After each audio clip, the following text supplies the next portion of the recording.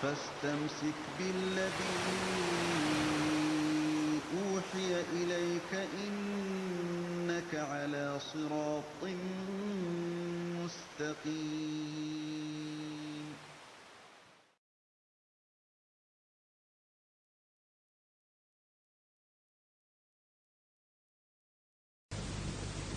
Taklid, orang yang bertaklid itu tergantung kepada apa yang ia taklidkan.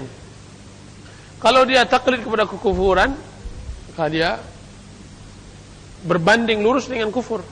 Taklid dengan bid'ah, maka dosanya hanya tipis dengan perbuatan bid'ah tersebut. Taklid terhadap hal yang sunnah, maka dia menjadi pahala. Taklid terhadap hal yang wajib, maka juga bisa berpahala. Jadi taklid tergantung terhadap yang taklid. Jika seandainya taklid itu buruk, maka dia menjadi buruk. Taklid itu baik, maka dia menjadi baik. Jadi taklid tidak tercela secara mutlak dan tidak terpuji secara mutlak, kecuali dengan apa ia bertaklid. Akan tetapi hukum asal seorang muslim dalam agamanya tidak boleh bertaklid. Karena apa gunanya Allah Subhanahu wa taala menurunkan rasul, menurunkan kitab, jika seandainya manusia mencukupkan dirinya dengan bertaklid? Tentu akan membatalkan Al-Quran dan akan membatalkan diutusnya hikmah, diutusnya para rasul. Maka harus seorang muslim beramal mengikuti dalil, dan itu yang disebut dengan ittiba. Ittiba, mengikuti dalil. Saya beramal ini, apa dalilnya? Saya melakukan hal ini, apa dasarnya? Jika seandainya seorang muslim dia melakukan hal ini, melakukan ibadah kepada Allah Azza wa Jalla sesuai dengan apa yang diperintahkan oleh Allah dan Rasulnya, berarti dia sudah muttabi', tidak muqallid. Berarti dia telah mengikuti dalil. Ketika di dalam puasa, maka dia mengatakan, saya berpuasa karena Allah yang memerintahkan, karena Allah berkata di dalam surah Al-Baqarah, ya ayyuhalladzina amanu kutiba alaikumusiyam. Saya salat karena Allah yang memerintahkan, wa aqimus salah. Saya melakukan salat asar karena Allah Subhanahu wa taala mengatakan, hafizu 'alas salawati was salatil wusta. Begitu dia di dalam setiap ibadahnya dia mempunyai satu atau dua dalil dari Allah dan Rasulnya.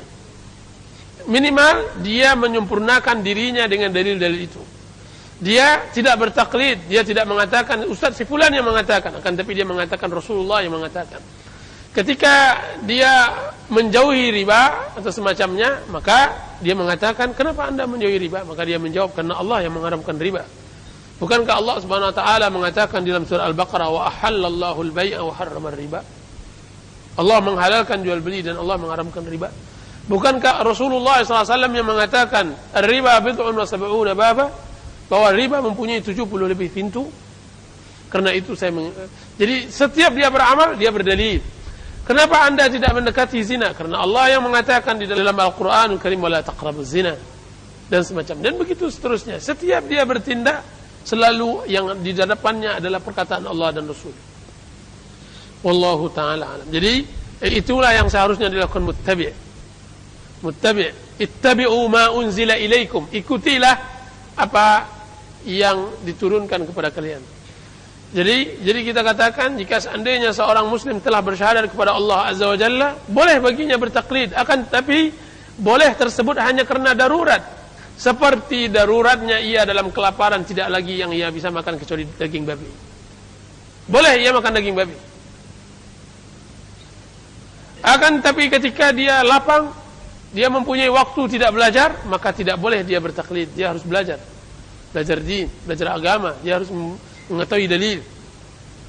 Karena manusia nantinya tidak ditanya dalam mengamalkan apa yang ia perbuat. Tidak hanya yang ditanya oleh Allah Subhanahu wa taala kepada manusia dua hal di dalam amal ibadah manusia. Yang pertama, untuk apa? Untuk siapa? Dan bagaimana? Itu yang ditanya oleh Allah. Untuk siapa? Apakah ibadah tersebut untuk Allah atau untuk manusia, untuk riya, untuk sum'ah, untuk didengar oleh telinga dan semacamnya? Ini ditanyakan. Ini ikhlas kaitannya. Dan yang kedua yang ditanya adalah bagaimana? Bagaimana ini yang ditanya? Bagaimana ibadah anda? Apakah sesuai dengan Al-Quran dan hadis? Jika seandainya tidak sesuai, maka dia ditolak. Dua ini ditanyakan oleh Allah Subhanahu wa taala.